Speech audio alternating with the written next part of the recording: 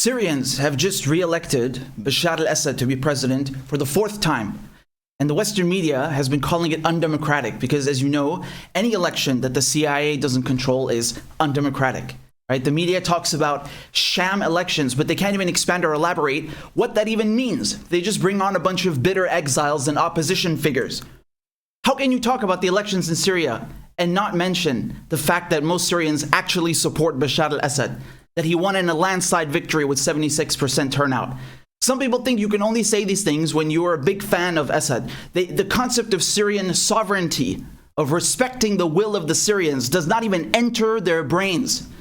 You had Syrians out celebrating in droves all over Syria. You don't think that's something you might want to mention? No, you don't think that's relevant to the topic? The media talks about Syrians suffering and living in poverty. Yeah, and why are they in poverty? Because Syria is under crippling sanctions imposed by the United States and the European Union. People are suffering because the West has been trying to destroy Syria for a decade.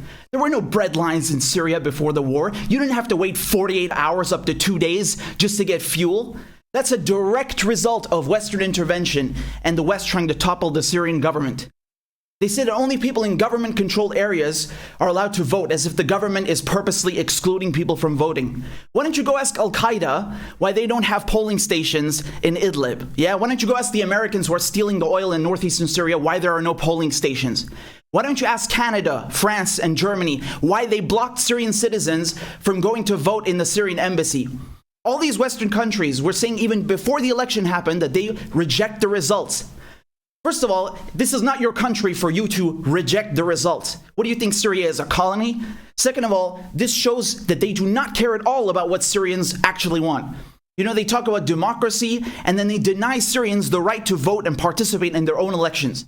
Don't come here and talk to me about democracy. We saw the so-called democracy that America and Britain brought to Iraq. We saw the democracy that NATO brought to Libya and Afghanistan. We know what these people are. They are imperialists and colonizers. They continue to attack the Middle East, but occupy it under a different slogan or a different banner. The West doesn't even have democracy itself. How can you talk about democracy when you disenfranchise voters in the US? When the UK bans people from protesting and infiltrates activists with undercover police, when they jail journalists like Julian Assange. This is preposterous. Just look at how many countries they have destroyed and decimated. Look how many right-wing governments and bloody coups they have pulled in the Middle East and Africa and Latin America. Who are you to talk about democracy? Even after 10 years, all you hear is the same nonsense repackaged over and over. Oh, Assad used chemical weapons. They can't even say Syrian government or Syrian army. They have to say Assad regime or Syrian regime forces. Really? They had no problem with Bashar al-Assad 20 years ago when he was meeting with Tony Blair and the Queen of England and Nancy Pelosi. The West is so desperate to get rid of him, they're still peddling this lie about the Duma gas attack, which never took place. The scientists themselves from the OPCW went to Duma and found nothing, and the reports were doctored. Go read the emails on WikiLeaks, how they omitted the toxicology reports, how the so-called gas canister was manually placed there.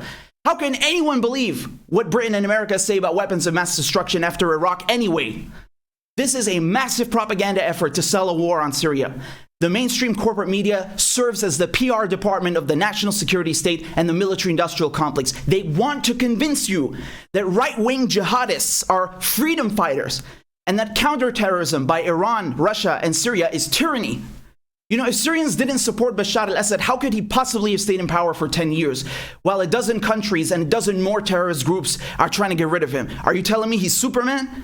Syrians support Bashar al-Assad because he stopped ISIS, because he stopped al-Qaeda from taking over the country. He stopped the West from turning Syria into another failed puppet state.